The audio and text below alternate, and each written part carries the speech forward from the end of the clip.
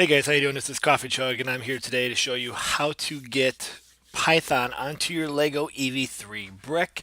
I'm literally just going through the guide. I have it linked onto the resource page for you. But as we explore how to get up and running with MakeCode and Scratch, the lab view, and Python, this is how to do that. And so sometimes it helps to have a visual. So I'm literally just kind of going through this guide as we go through here. It's going to be important that you do have a couple things. You're going to need to have these items, PC or Mac.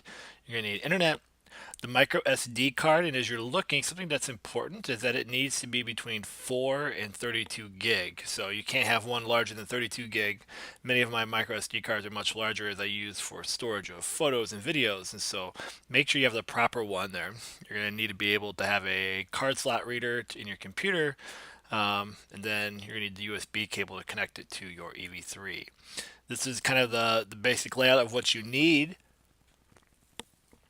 The cable, the brick, your computer with the code, and then the micro SD card. And so as you get going, the first thing you need to do is download the Visual Studio Code. I've already done that for the sake of time. You can do that when you click on this link. It will give you the option to download whether you are on a whatever coding platform you're on, Windows, Mac, or Linux. And then once you have those, it's going to take you to the code here. And this is what it looks like on my Mac. And you're going to notice here that it's going to tell you to install the EV3 MicroPython extension.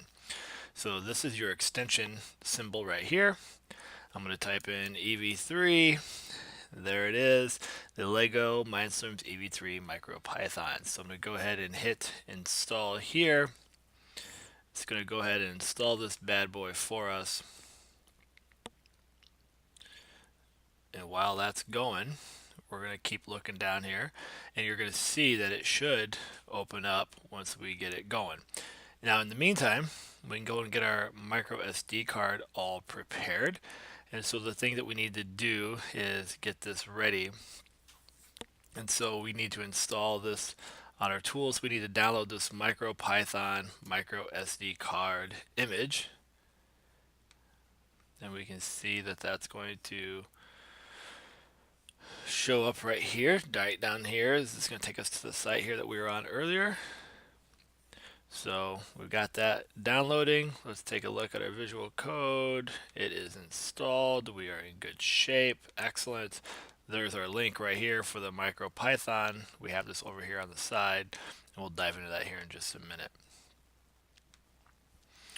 Once we have that image and we have it saved, it says here we don't need to unzip it, so don't worry about unzipping your file. And then we need to install the SD card flashing tool. So I don't know if you already have this installed. I do. I actually use this tool quite a bit from flashing the cards for my Raspberry Pi. So I'm just going to go ahead and stick in my SD card into my device here.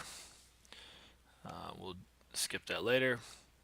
And so what you do then with Etcher is you're going to select the image. That's what we just downloaded. Oh, it's not quite downloaded yet. Okay, so I have it ready. It's finally downloaded. So I'm going to go ahead and select my image here. It's EV3. Let's see, there it is right there. Now this is important that you pick the proper device. Don't pick this to your hard drive or anything like that. You don't want to wipe out your hard drive because that would suck. So we got that card reader right there. I'm going to go ahead and hit flash.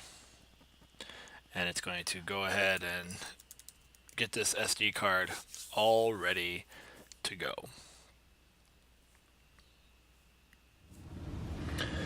Alright, so once you have your SD card flash on Etcher, they suggest this in the guide and it is really helpful. I've just taken a small piece of tape and put it onto the end of the SD card. It just makes it easy to pull out of the slot that we have here on the side of the EV3 brick.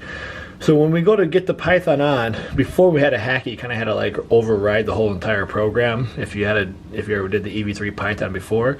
Well, now you don't have to do that. So you can run Python and then you can go back to LabVIEW or MakeCode or Scratch just by removing the SD card. But it's important that when you insert and remove the SD card that the brick is powered off. So my brick's off. I'm gonna go ahead and push this and slide this SD card right into my EV3 brick. Okay, I'm in good shape, and see now that tab makes it easy to get that SD card out, otherwise it can be really tricky. And then we just go ahead and power this up, and it may take a few minutes. This is the first time on this brick, just so you could see it. It's gonna flash and flicker and do all sorts of things as it's loading up.